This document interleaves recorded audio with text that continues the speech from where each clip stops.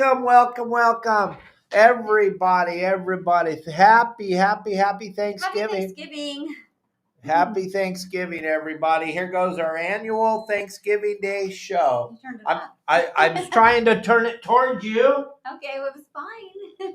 I know. Ooh, somebody's angry. Woo! Yes, she is. She can't help it. All right, gang. Well, here we go. It's our annual Tell a Story Day. And Kelly's going to be telling stories of her life. We're all going to listen to Dave. Right. Dave, if we're not talking about Dave, he's not interested, right? That's Dave? right. I am all about me all the time. Oh, you set the tone for this show. Always, it's going to be a good one. Always. Don't watch till the end. Watch till the end. Don't leave. Yeah. You never know what's going to come out of my mouth. Right, Dave? That's right. She's fired up today, boy. No, I'm not fired up at all. I'm just happy Thanksgiving. Just Thanksgiving, and we have company coming today at 6 o'clock, I think is when he lands. Kelly invited him. Yep, yes, I did. I can't wait to see him. So Ron, Big Bad Ron coming down to Cabo. We haven't seen him in almost 2 weeks, so we're super excited. I haven't seen him 2 weeks. No, I'm teasing. I'm just kidding, Kelly. Hang on every word Dave says today, Kelly. Yeah. It's going to be good. Yeah, gang. Happy Thanksgiving to every single person that's watching. Hey, Daniel. Today's show is sponsored by ReelQuick Fishing Products. You can't beat it. Yeah, don't stare at me. Don't stare at me. I'm not even looking at you. Stare at me. I am looking at these messages on the right here that I'm not supposed to look at. With this guy? Okay, all right. We're having a bad day today. Far out. Yes, indeedy, Jelly Beanie. Marley's terrified. He can't get over it. I personally don't think Marley really likes you. He chirps at you all the time. He runs and hides. I don't think he really likes you as much as you think he does. I don't know. Maybe he does. Yeah.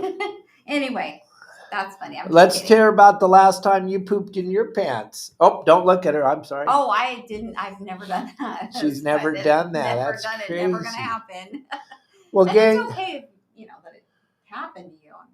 Or anybody else. It's just it never happened to me. We're going to start today telling the story of how we moved to Cabo. When I came home, when I got the job working for Fletcher Jones Motor Cars, and we were on our way to Cabo San Lucas. And those of you that are listening to us today, think about this. If your spouse came home and told you you're moving to a third world country, you got 2 months to figure out what you want to take.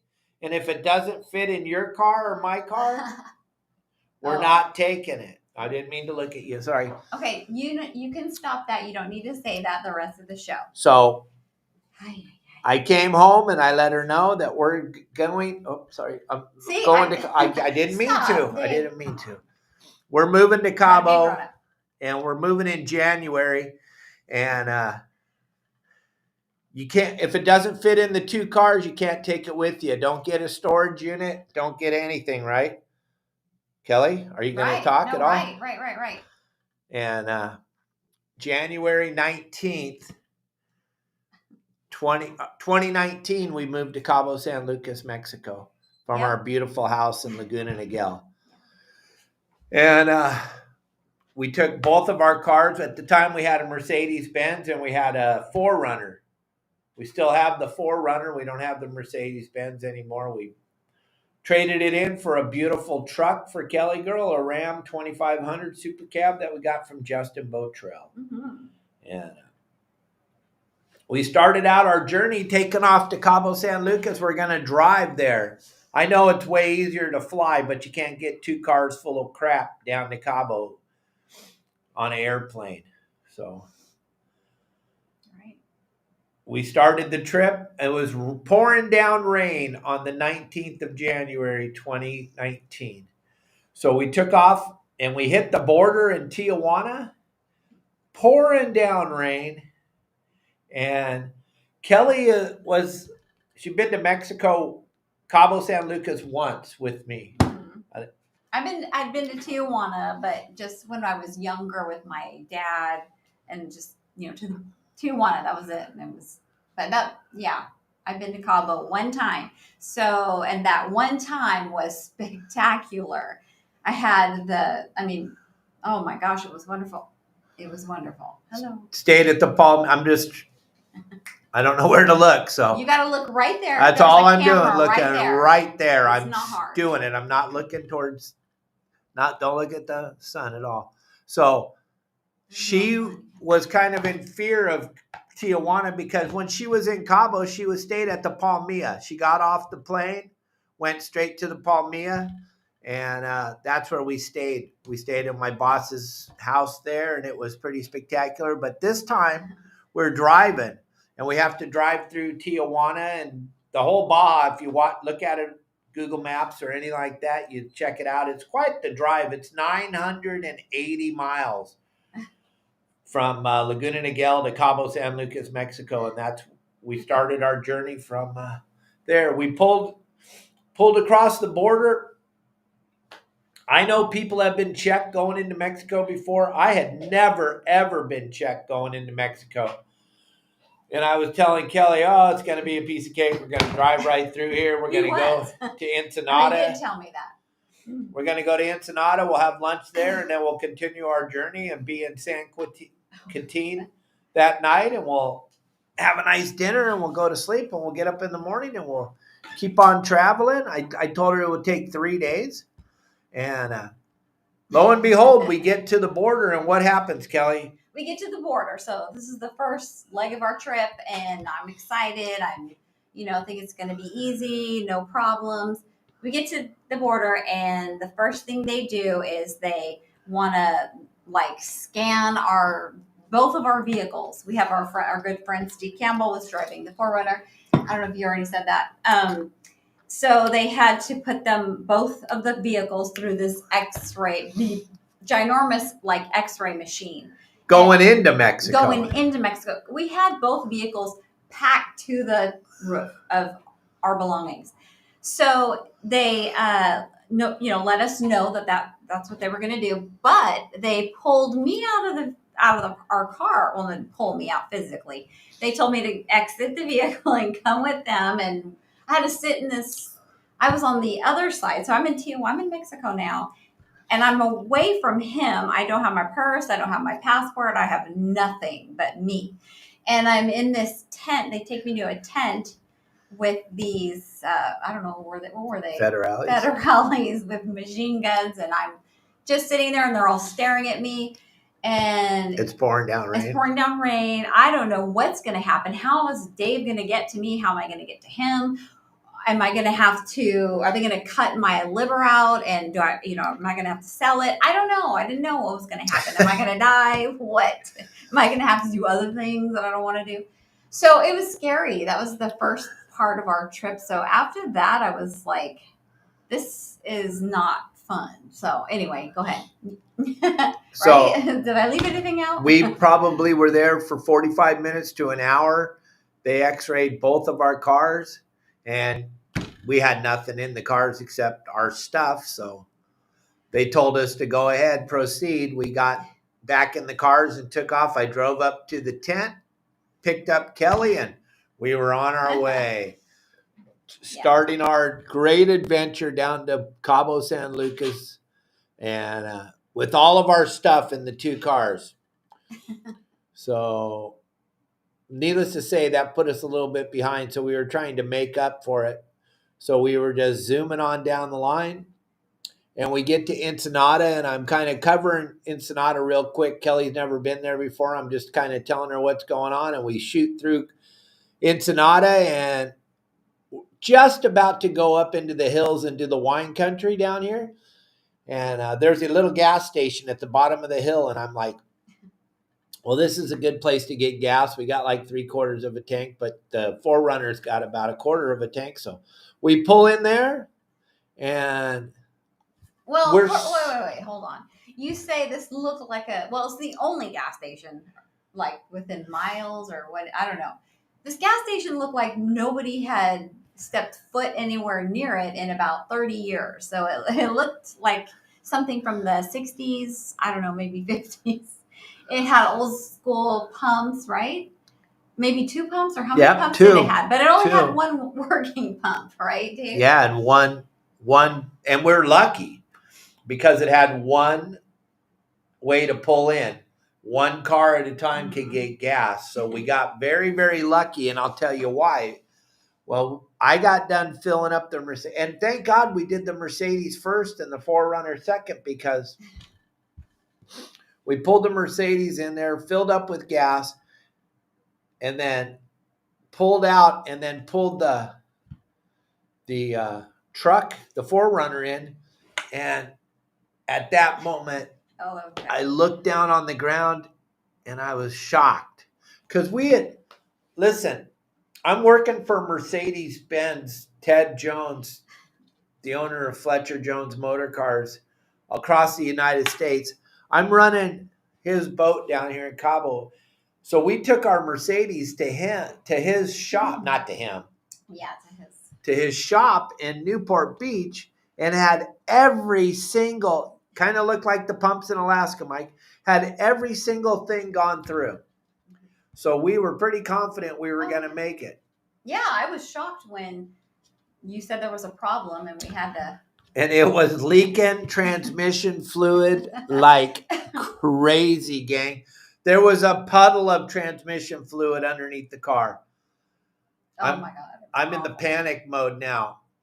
And when Dave panics, everybody panics, right, Dave? When Dave panics, he really panics. Right. He makes a, Yeah. He's pretty, what do you call it? You're very dramatic. Yeah, but I'm super dramatic. I don't know what I'm doing.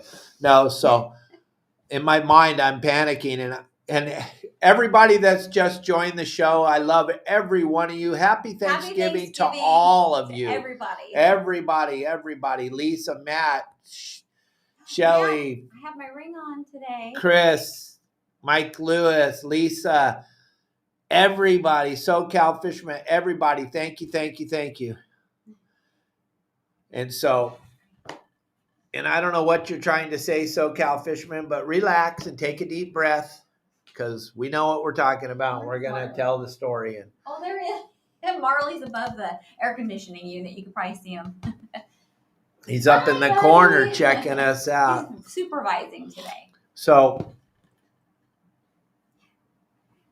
transmission fluid on the ground underneath the car. We fill up the Ranger or the 4Runner, and I'm calling the boss's mechanic, and I'm telling him, and he goes, okay, well, you have to get this super exotic transmission fluid. You can only put it in there. You can't put any kind of transmission fluid. I'm all, look, you don't understand where I'm at. I'm in the middle of Mexico. I'm going to put in whatever they got, and I'm going to try to get to point A.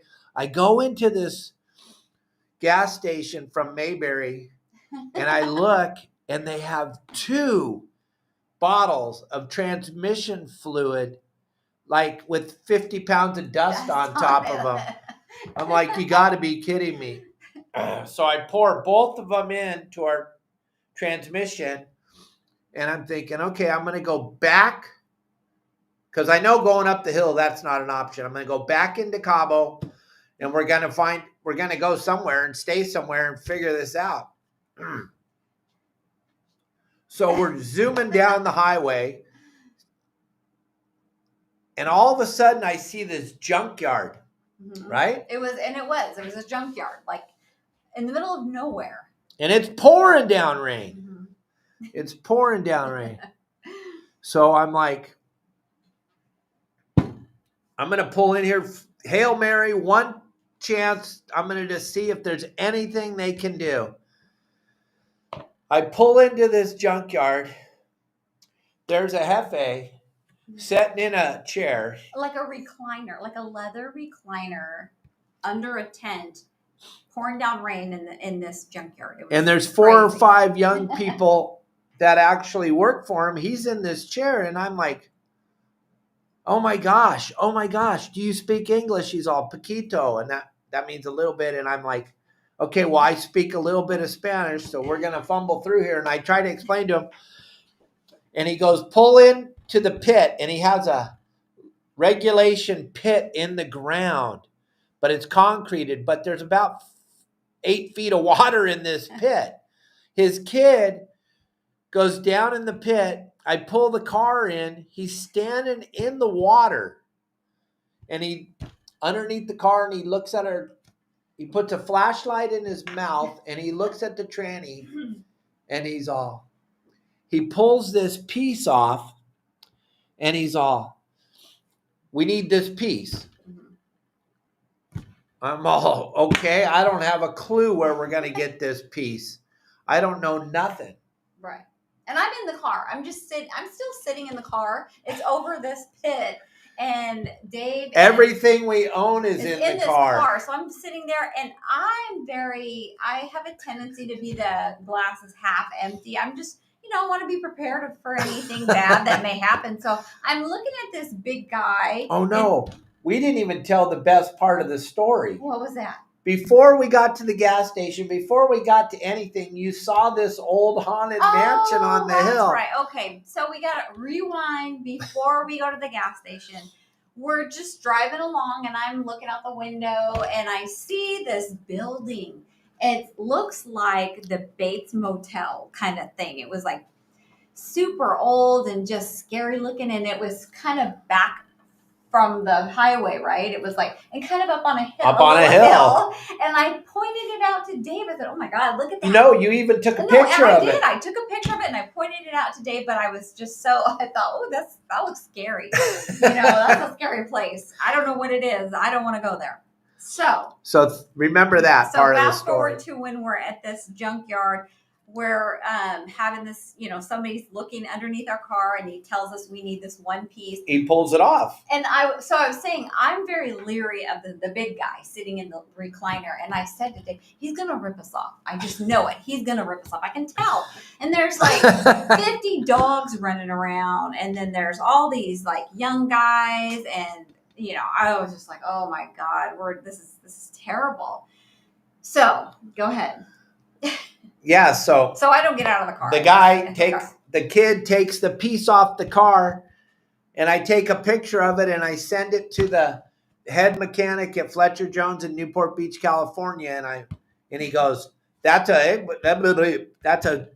you gotta have one, and there's none, and we could have one shipped to you in 2 days in Baja. We're like, what?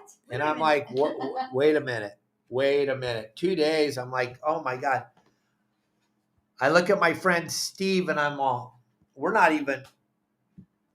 like 6 hours from Newport. Yeah. So. And it's getting dark. Steve, well, it wasn't getting dark yet.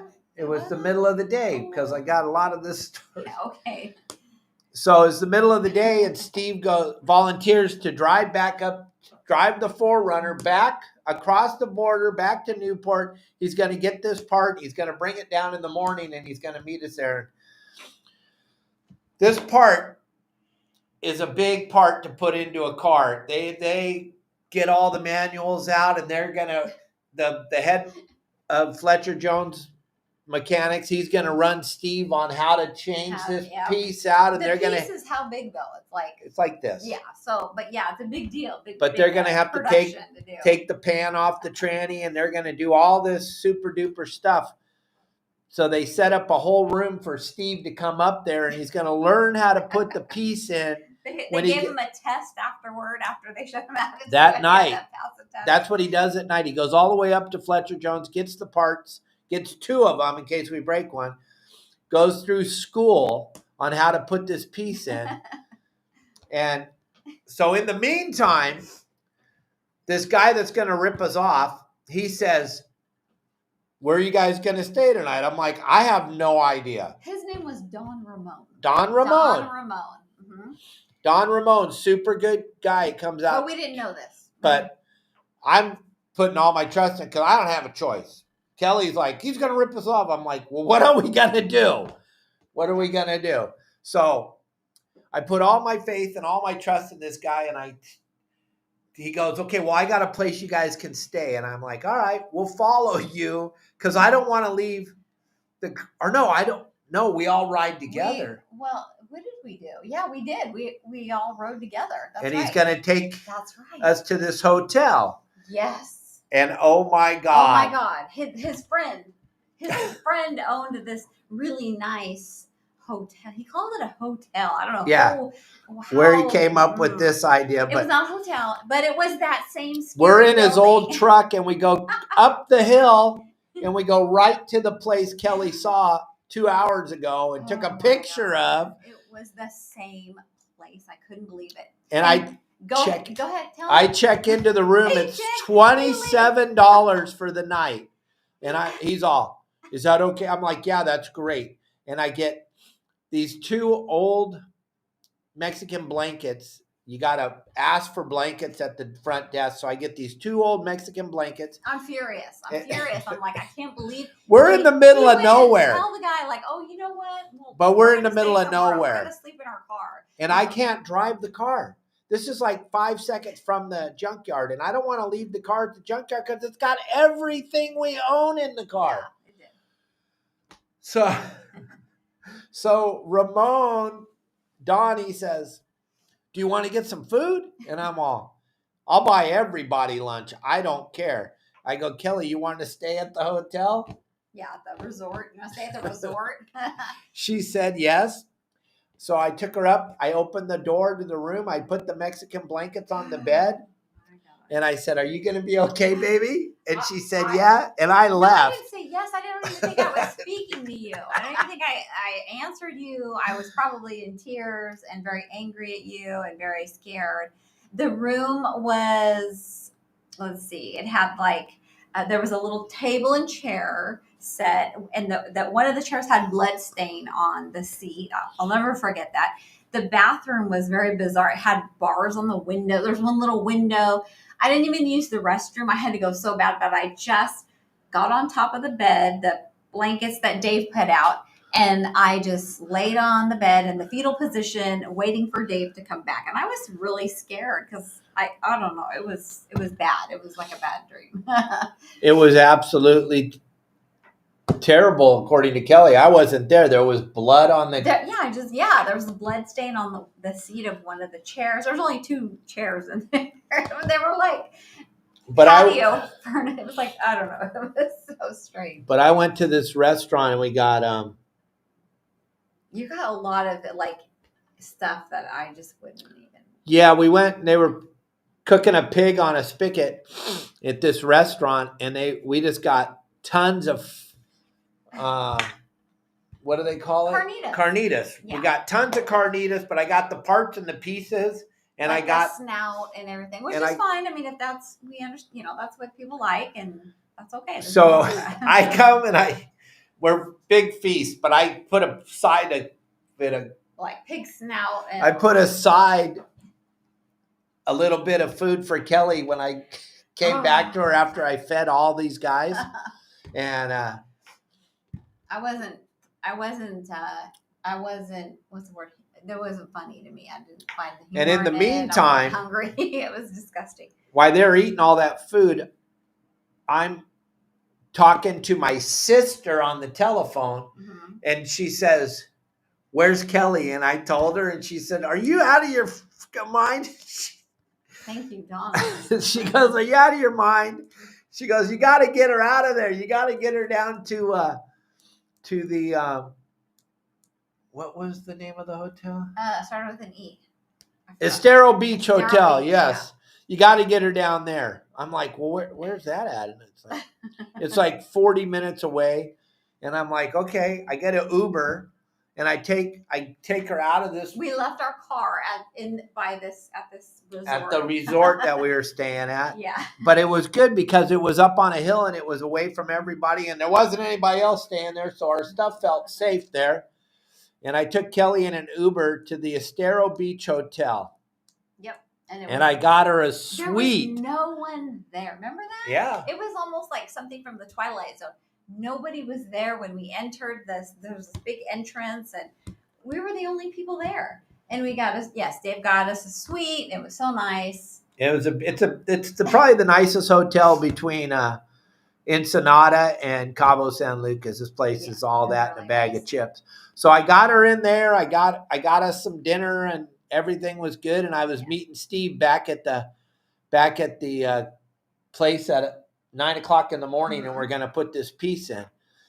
So I roll back over there at 9 o'clock in the morning with an Uber, and I get to the car and I drive it down the hill. There's a giant puddle of transmission fluid underneath the car, and I'm freaking out. But it's all downhill all the way over to the guy's junkyard. I pull into the junkyard.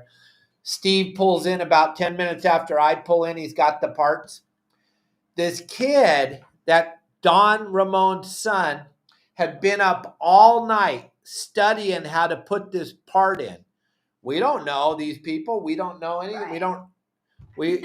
We don't know. And he's like, Don Ramon's all, give him the part. And Steve's like got 50 pages of manuals that he's going to lay out. He's going to, and the kid takes the part in his mouth, or no, takes the part, goes under the car, puts his flashlight in his mouth, goes under the car. I'm not even making this up. Goes underneath the car, and he's under there for 10 minutes. Steve's got every manual piece of paper. He goes, I don't even think we're going to be able to pull this off, man. It's going to be a nightmare. And Steve's very mechanical. Steve ran tuna boats for a very long time. He's captain. He's gone to Fiji a bunch of times on these tuna boats. He knows exactly what he's doing, but he's like, this is going to be a nightmare. And I'm like, yeah, I don't know. I'm just like, whatever. The kid is under the car for 10 minutes. He comes back up. He goes, go ahead and start it. Yep. Steve's going, there's no. He was mad. He was pissed. I guess he thought, there's no way. He was pissed. There's no fucking way. And the kid's all, start it up. I'm all, start up the car. He's all, pour the tranny fluid in. Steve's all, no, we can't do it because we only have enough for, if we don't screw it up, we don't have any more tranny fluid. I'm like, I don't know. We're going to have to pour the tranny fluid in. We put the tranny fluid in, and we drive it around the junkyard a couple laps around the junkyard, and there is not a leak at all. I'm like, what? I go, okay, I'm taking it out on the main road. I take it out, me and Steve, and we drive it down the road at 100 miles an hour. We drive it for like 3 miles, turn around, drive back to the junkyard at 100 miles an hour, pull in there. Steve, myself, and the kid get underneath the car because they had bucketed all the water out of the pit. These guys were unbelievable. They bucketed all the water out of the pit. So now there's 3 of us under there, and it ain't leaking at all. There is no leak, no drip, no drop, no nothing. Steve's all, there's no way. And I'm going, well, here it is, buddy. We're right here. We're underneath the car. It's nothing. He goes, well, I don't know what. And I'm all, well, I'm going to go get Kelly. I'm going to go down to the hotel and get Kelly. And so I jump in an Uber and go to the hotel. Steve's drinking beers with the guys now. They're having the time of their life. They're partying, drinking beers. And I take off and I get to the hotel and pack up Kelly, and we get out of there, back into the Uber, drive back to the junkyard. Ramon's there, his son, about 10 other people. And I go, hey, Ramon, what do I owe you? He goes, oh, it's okay. You don't owe us nothing. Mm-hmm. I'm like, what? Remember, Kelly thought we were going to get ripped off. I thought for sure this guy was going to rip us off or do something, shady. But turns out this guy was first class all the way, superstar. Such a great guy, and all of his, workers or family that were there at the junkyard.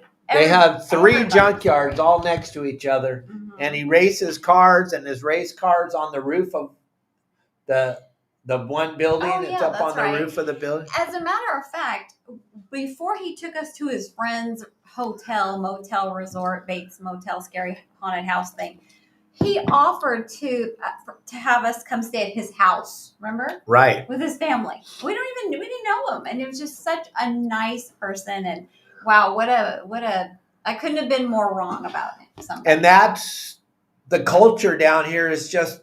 These are real people, real honest people. And this guy was as honest as, and I would have gave him anything And he fixed the car, and he gave us T-shirts, like he had T-shirts of his race team. Yeah, it was it turned out to be such a great experience. And then he called me about a year and a half later, and they were in Cabo, the whole family, and I just happened to be in La Paz at the time, so we weren't able to hook up. I told him I'd take him out on the boat anytime, but we didn't hook up, and that was the end of Don Ramon. But we took off, and we're on our way again. Mm-hmm. And we got to we're going up the mountain here, and they decided that they were stripping the road. Remember, and now there's no asphalt on the road. We're four-wheeling it in our brand. Our older Mercedes. Yeah, but it was just repaired, and we're four-wheeling up this hill. It was just crazy. And then we go all the way down the hill and around, and then we get to San Quintin, and we're going to stay at the old mission in San Quintin. And that was nice. Whatever. No, it was. Was it? No, it was San Quintin. And then the mission. Yeah, but I can't remember. You mean the mission in San Quintin? Missiones? Something like that. Like that. It was really we stayed at that hotel. We got there right before the kitchen closed. Yeah, there was like 2 other people in there. We ended up getting dinner. It was really good. And the rooms were nice. It was great. And then we woke up in the morning and started our travels down the highway again. Yep. And now we're cruising. Everything's working good. We're happy. Cruising. We get to Granero Negro. We go through the checkpoint there. We're cruising. Everything's good. We're going through the center of Baja. We're coming up on San Ignacio, the oasis in the middle of the desert. And I'm telling Kelly how cool this place is. And she's got to see these oases. There's these 2 giant lakes. And there's a mission. And she's got to see all this. And we come around this corner, and here's this military checkpoint. And we've been through a few checkpoints, or a handful of, up to that point. But this particular one, I don't know what they happened. were looking for something, and they thought we had it. And I think it's because our vehicle was packed. I mean, you couldn't even see out the back window. It was terrible. So go ahead, tell them. So they separate us. They take us out of the car, and they put me way on one side of this area checkpoint, and Dave way on the other side. And I'm there by myself. I don't know. I don't speak any English. And this guy's going through everything, and he's got Kelly's eyebrow pencil. Well, he goes, they're tearing our car apart. And then I see him pick up my purse because it was on the passenger seat in the front. And he kind of looked over at me, and I'm like, hey, have at it. Knock yourself out. Let me know if you find my eyelash curler in there. And he looked in it, and he shut it real quick. I don't even want to go in there because I had so much stuff in there. But they were convinced that this eyeliner was it was just a brow pencil or something. But it was the marijuana. Yeah, they thought it was inhaler thing or something. They told me to hit it 100 times. And I was hitting it as hard as I could, and I could not get a piece to come out of this thing. Dave's, I look over, I can't talk to Dave. I can't say anything to him, but I'm looking at him, and he's trying to smoke this eyebrow pencil, or this, eyeliner pencil. And the guy's all, hit it harder. And I'm sucking the hell out of this thing. Nothing's coming out of it because it's an eyeliner. Eyebrow pen, whatever it was. I don't wear eyeliner. So for some reason now, they've gone through every single thing in our box, in our car, everything, every box, and we were packed to the hill. And they've decided that we aren't the people they're looking for. They're looking for someone, but it ain't us. And they were actually nice enough to help us. Remember? They actually put everything back. There's nothing bad about this. They're looking for somebody. Yeah. And we come to find out later that the guy that they're looking for showed up 2 days later with a car full of marijuana inhalers or whatever, whatever you call them, the pens. But they put all our stuff back in the car. And we're on our way. Now, our friend Steve has gone through the checkpoint 5 seconds after us, and he's drinking beer and having a good old time. Yeah, he's They drinking they don't even stop. They don't even care about him, but he gave them some Pepsi or some sodas soda and or stuff, something, and they're all good. They were happy. So he stopped down the road about a mile waiting for us.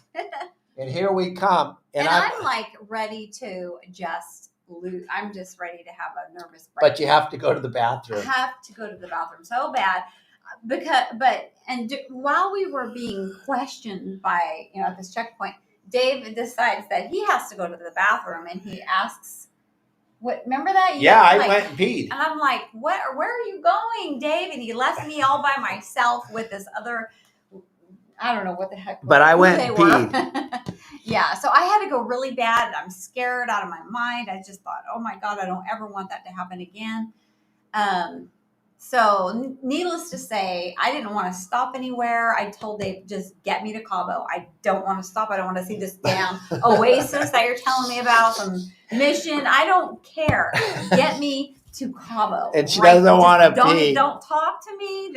I don't want to go pee. And he kept asking me, are you sure? Do you want me to stop so you can go to the bathroom? And I was like, don't talk to me. No, I don't. From there, we go to San Ignacio, then we drive over the mountains and we come into Santa Rosalia, and then from Santa Rosalia you go to Muley. From Muley you go to Loreto. She doesn't want to go to the bathroom in any place. I don't want to get out of the car. 9 hours now driving, and she's got to pee, but she is pissed. She will not. I wasn't mad at him. I was just so freaked out about the whole thing. And between Santa Rosalia and Muley, there's a checkpoint. And we come wheeling into this checkpoint, and they obviously had talked to the guys on the other checkpoint, because now they're like, yeah, go ahead. They just let us go through there. So we get to Loreto at about 8 o'clock or 9 o'clock at night. Yeah. And Kelly's still got to pee. I still got to go right? really bad. This was back when I was younger and I could hold it longer. So it was like, but I'm to the point now where my stomach hurt. I just was like, I gotta go. So Dave decides we get to this hotel, and Dave goes. I'm gonna check in, and Dave's then gonna get us a room. Get us a room and get us all situated. Get Steve a room. Get me a room. And we're in just the, the entrance, what do you call that thing? Where you drive in. Yeah, just like that half circle thing. And I'm sitting there, and our friend Steve is with me. We're talking, and he's like, what's taking Dave so long? And I'm like, I don't know, but I really got to go to the bathroom. You know what? I'm going to go find him, because this is taking way too long. God only knows what he's doing, where he is, what he's up to right now. So as you can guess, Dave's in this hotel lobby surrounded by a group of men, and Dave's just telling them how bitchin' he is. And I'm like, I'm not. Yes, you were. No, they were asking about fishing. Yeah, well, anyway, so I was like, I can't believe this. So I found a bathroom in the lobby. I went, and I was not happy. I couldn't believe it. He too was in there talking for so long. It was very, very rude. So you. So look. So then we get in our room. They only have 2 rooms at the hotel. The place is packed. There's a fishing tournament going on. Yeah. We get into this room, and there is a twin bed. It was a full. It was a full. Actually. Full bed, whatever. It was tiny. Tiny. Tiny bed. Hard as a rock. And I couldn't even believe it. I am just. Which meant we had to sleep right next to each other, right? On top, and we don't touch each other as it is. So yeah, even then we didn't. But yeah, it was hard as a rock. This bed, crazy. The TV. Yeah, did you talk about the TV? Nope. TV didn't work, or it only had Spanish. God. How could they do that? But after we checked in and got that, it was like the restaurant across the street is this beautiful steakhouse. Yeah. Okay? And they're closing in a half hour. So we go over to the steakhouse, and oh my God, it was the best meal we'd had. Yeah. I don't know if we were just super hungry or what it was, but it was great. It was incredible. The steakhouse was so good, and we had the best meal. Yeah. And then we get up in the morning and we're on our way. Now, the next stop from Loretto, 7.5, 8 hours, you're in Cabo. Mm-hmm. So we're on the downhill side, right? We're cruising. We're in there. We're going. We're on our way to our house here in Cabo, the one we're in right now. Mm-hmm. We're on our way. And I hadn't seen this house. I'd seen a couple pictures, but that was it. So I was super excited, and I just wanted to get out of I wanted to end this trip. So, so we're on our way. We get over the mountain. We go through the farmland. We're on our way. We go down into La Paz. And we're down in La Paz. And I'm looking in the rear view mirror, and my buddy Steve is like going so slow. Yeah. I'm like, what is he going so slow for? Now he's like barely moving. And you were kind of getting mad. You're like, what is he doing? Why is he like he's dilly-dallying. Yeah, we need to get Kelly going. wants to go. We're, like, come on. We're 2 hours from Cabo. Let's we're pick it 2 up. hours Let's go. from Let's Cabo. not sightsee right now. We're not doing this right now, right? And we find out why he's doing it, because the alternator on the truck went out at that exact time. The alternator went out on the truck. Lo and behold, we're working on this, trying to figure it out. We look up, and what's in front of us, right on the side of the road? AutoZone. AutoZone. Dude, I can't even make this stuff up. This was another heaven sent. AutoZone right there. Now, we could take the time, probably 2 or 3 hours, to change out the alternator. Or I could just buy a brand new battery and we can continue the drive and get 2 hours out of a brand new highly charged battery and get to Cabo. So what did we do? We bought the battery and we hauled ass and we got to Cabo. I'll never forget driving up this hill right here. I was just like, finally, this nightmare trip is almost over. And when we got to this house, I was like, wow, that trip was worth it. This house was awesome. Remember that? Yeah. So exciting. Did I leave anything out? Was there something else you wanted to say? No, I think that was it. It was super cool. I was so happy. This house, I've loved this house ever since we moved in, and I still love it. But I was so glad to have that trip over with. Yes, it was definitely. It was mind-boggling. not all it was cracked up to be. Dave built it up, and boy, it could have been. It could have been. We got lucky, though. I mean, really, if you think about it, we got lucky with the transmission. Any other, it would have been a giant disaster. Mm-hmm. We got super lucky with the train. Then we got lucky with the AutoZone. Yeah. We got lucky with the checkpoint. We really did. God was watching us the whole way. It was pretty spectacular. I want to tell you one more story here about going grunion hunting, but real quick, today's show is sponsored by ReelQuick Fishing. I want you just to see the ReelQuick setup here, and then we're going to go tell you the grunion story, and then that'll be that. Thanksgiving happy. All right, gang, your saltwater guide, Capt. Dave Hansen. We're down here at the Pacific Coast Sportfishing Show, and I'm with Daniel Rubin, the creator of the ReelQuick Reel Seat System. This is an amazing, amazing product. You guys, check this out. ReelQuick Fishing is a dovetail connection. It is in the unlocked position for simplicity here. Comes right off the rod with a dovetail connection. No more screws, no more clamps on the back. Goes on the rod just like that, and we can lock this in place. Turn of a pin. This is strong. This is not coming off of this rod. ReelQuickFishing.com. Dave, you want to add anything to this? The really cool part about this is the simplicity of it. I fish hard all the time. I hold my rod the proper way. I know a lot of you don't. A lot of you have your hand back here. You always want to have your hand in front of the reel. That's the way that the whole design was made to do, is do it the right way. Normally, when you grab it the right way, you're dealing with the ferrule screws right here. And when you're grabbing it and undoing it, that screws keep coming undone.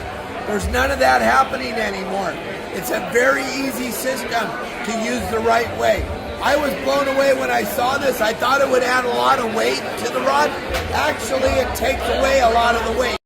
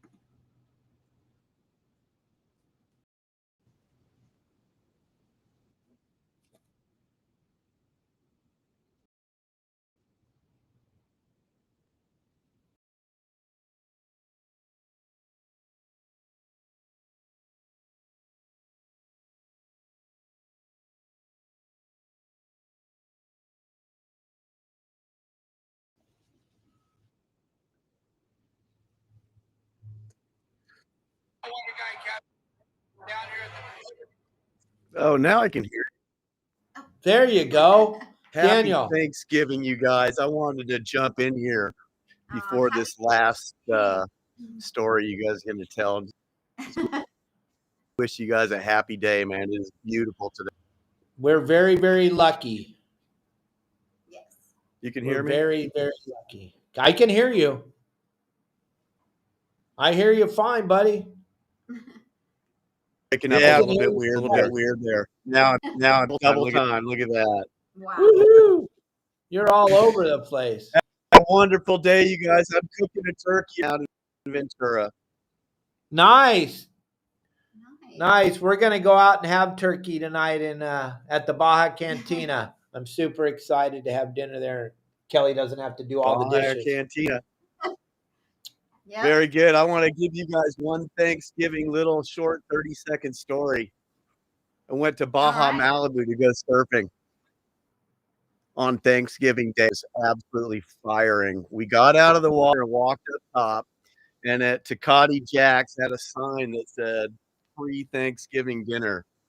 And this is like 8 o'clock in the morning. We got out of the water.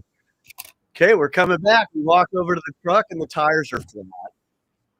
Nice. Fuck. So he threw a spare on. We went to Rosarito and hung out all day. We got back to Ducati. Actually, we went surfing and bananas were blowing all day. We get out of the water at 4:30 and walk into the bar and sit down.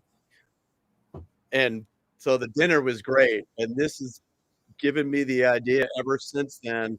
They took the stuffing out of the bird and made little pucks out of them, and they fried them crisp on both sides, and they were like the best you've ever had. Oh, sound really good. Anyways.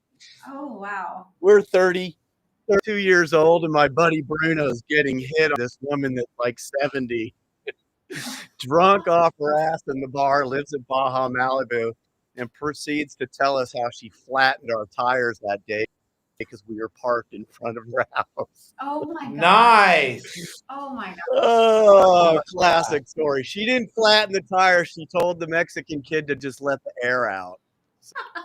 Wow. Great. So that the tire that was in Wow. Oh my god. That's crazy. It was a fun story. There's my Thanksgiving story for the Baja, you guys. All right. Thank Well, you, thank you Daniel. very much, Daniel. You have a great Thanksgiving. Enjoy your turkey, Yes. and we'll talk to you next Thursday. Thank you. You guys have a great afternoon, and yeah, I'm going to dip out with this last story. You've heard it before. Well, I'm going to listen to it, but I'm not going to be on the call. Okay, see ya. Have a good afternoon. Love you guys. All right, gang. So let's see. Here we go. So this is the grunion story. I used to grunion hunt all the time. I took Kelly grunion hunting. yeah. We caught lots of grunion. I'm not part of this story. I wasn't involved, so I'm just saying. We hadn't met Kelly yet. We didn't know each This other. was when I was a single dad with my two boys. I wouldn't have passed go if I knew Dave. I wouldn't have wanted to see him anymore if I knew him then. I'm just kidding. And you guys have heard Sean before. He came on the show and he told the same story exactly the way I tell it. So It's a true story, gang. I'm going to throw myself under the bus here. A lot of you have heard this story before. A lot of you new viewers have not heard the story before. So here we go. Right. So my boys were 13 and 11 at the time. They invited a couple friends to go with us. The grunion were running at about 11 o'clock this night. So I told everybody we'll go to Taco Bell. We'll get some whatever you guys want. And then we'll get down to Doheny about 10:30 and we'll get ready for the grunion to run. And you guys can play on the beach and run around with your flashlights and see what the guys can catch. And I give every kid a 5-gallon bucket. And because grunion are the best bait in the world, gang. Don't forget about them when you're like candy. That's candy. And back in these days, you could have as many as you want. So I would give each kid a 5-gallon bucket, and whoever caught the most would get $5 back when $5 was something. Wow. So So we're leaving. We all had Taco Bell for dinner, and then we're kicking back in the house. I'm watching TV, and I decide, okay, it's time to go. Let's go. So me and the boys jump in my 4Runner. You guys remember it used to be a red 4Runner. It's a manual, so you kind of gotta know what you're doing, and you kind of gotta stop, and you kind of put the emergency brake on when you stop and stuff. So we're taking off down to the harbor. We live in Rancho Santa Margarita at the time. We're taking off to the harbor, and I'm on Antonio Parkway, about 3/4 of the way to the Ortega Highway, and my stomach starts percolating like a coffee maker. It's gurgling, it's bubbling, I'm like, what? And I'm gonna poo in my pants, Kelly. Yeah. I'm gonna poop my pants right now if I don't stop somewhere. So I get off of Antonio Parkway, and I make a right-hand turn, and there was a nursery right there, and it was a downhill. And then there was a gate, and they would open the gate. You could drive in the nursery. Well, this was at nighttime, so I'm like, I'm going to pull into the nursery. I'm going to just go there, and I'm going to jump out of the truck, and I'm going to go poop. So I jump out of the truck, and I rip my pants down, and it is explosive diarrhea. Hopefully no one's eating right now. If you are, I'm sorry. But there's nothing I'm so proud. you can do. But You don't care. I don't really care. So, but it's a great story. So I am taking a poop, but it's diarrhea explosive, and it's coming, and it's coming. And I look, and the truck is starting to roll with the 4 kids in the truck. So I'm pooping. I'm taking yes, and they get it. and it's coming. And there's nothing I can do about it, and I can't pull up my pants. I just dive into the truck and sit down and put the emergency brake on and continue to poo all over my seat. Okay? And my oldest son's in the front, and my youngest son, Sean, and the 2 other kids are in the back. And all of a sudden, they can smell it, and they are, they're dry heaving. And I am covered in poo. I got poo all over me. I got poo all over my lap. I've got poo all over me. I got my pants around my ankles, and I don't wear. Yeah. So all I got is my shorts, and I just grab those, and I kind of wipe up a little bit of the mess. I throw them out the door, and I tell the kids, we are going home. I got to get some pants. Covered in poo. My kids have the windows down in the 4Runner. They're sticking their heads out of the window. They are trying to get a breath. I am driving, and I'm thinking, it's now 11 o'clock at night. We're on a dark road driving back San Antonio, back when no houses were out there. If I get pulled over right now, this is going to look so friggin' bad for anybody that sees a 55-year-old man with 4 little kids in the car covered in poo. Oh my God. Covered in poo. Disgusting. So, are you done with the story? No. Okay, go ahead. I'm sorry. So, needless to say, I drive the truck all the way home. I get out of the truck. I tell the boys, I'll be right back. I'm going to get a pair of shorts, and we'll get going, and we'll go down and go grunnya hunting. You went back. I was going to go grunnya hunting, okay. but I came back downstairs. Everybody was gone. Oh, my God. My Can you boys. imagine these kids that told their parents. Right. Oh, my God. My boys went to their mom's house. Their friends went to their parents' house, and needless to say, we didn't go grunnya hunting. Oh my God. So let me just add a little side note to this story. I'd heard this story many times before, and Dave and I, this was back, I don't know how many years ago, maybe 10 years ago or 8 years ago. Dave and I were driving in the 4Runner, No. the same truck. And Dave, I knew of this story, but I didn't believe it. Like, he embellishes. He likes to, just kind of just whatever, make up stuff. And I always figured that story wasn't really true. I mean, maybe there was some truth to it. Well, he and I were driving. We were on the toll road, the 133, heading home to Rancho Santa Margarita.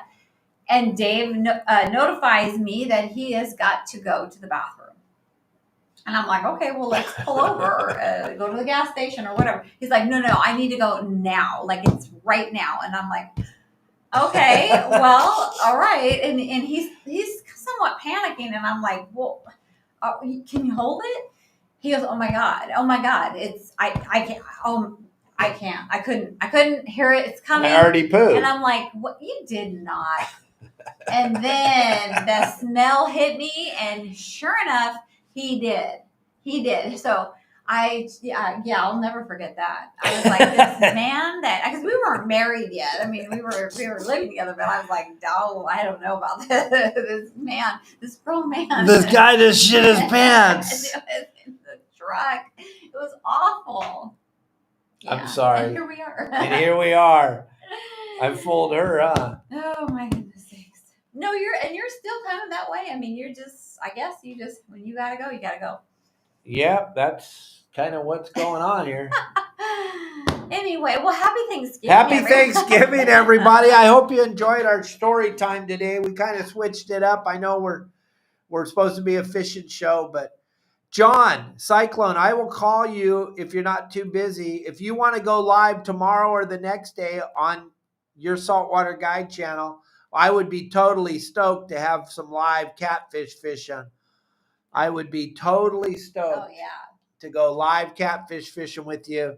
You join us on here. I'll let everybody know. And then if tomorrow I have a great guest, a war hero. I met him through War Heroes on Water, and he runs a fly fishing business up north. And he's going to be on the show with me tomorrow.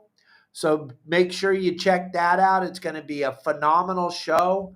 We're going to, because I love to fly fish, right, baby? Oh my gosh, that's his favorite. He loves. He loves calico bass fishing, but to relax and just get away from things, he loves to fly fish. That's my zen. So I'm going to have him as my guest tomorrow. You're going to check him all out.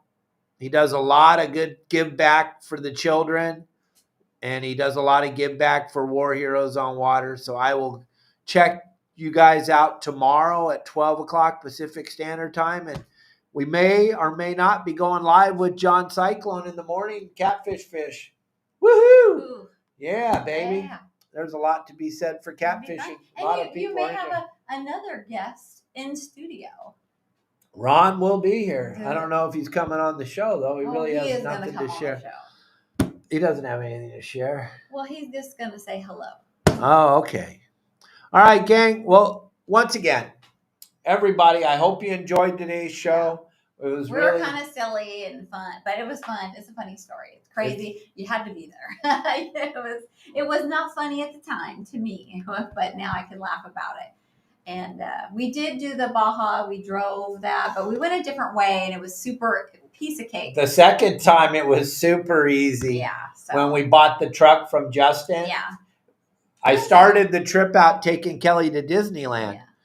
So she got the Disneyland bug. We went there. We found out we don't want to go to Disneyland ever again. I think we went on one ride, the Tower of Terror. I don't know. No, we went to the Star Wars.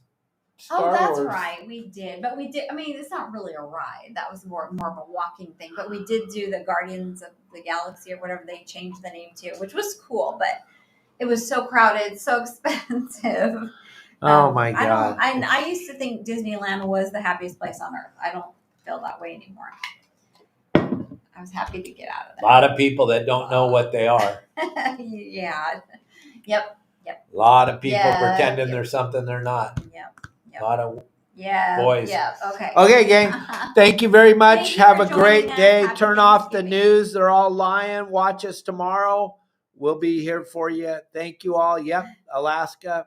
We'll talk about that trip, Mike. For sure. Fly fishing with you in Alaska was spectacular. I had so much fun. That that day we fished with the bear. That was incredible. Everybody, thank you all very, very much for making our lives so much easier and being here for us. We really appreciate it. Hit the like button and please subscribe to our YouTube channel. We are less than 6,000 people away from 100,000 subscribers. That is unbelievable. That is unbelievable. So, thank you. Thank very, you. very Thank much. you. Say goodbye, Marley. Marley? Look at your... Marley's Marley? always looking at me.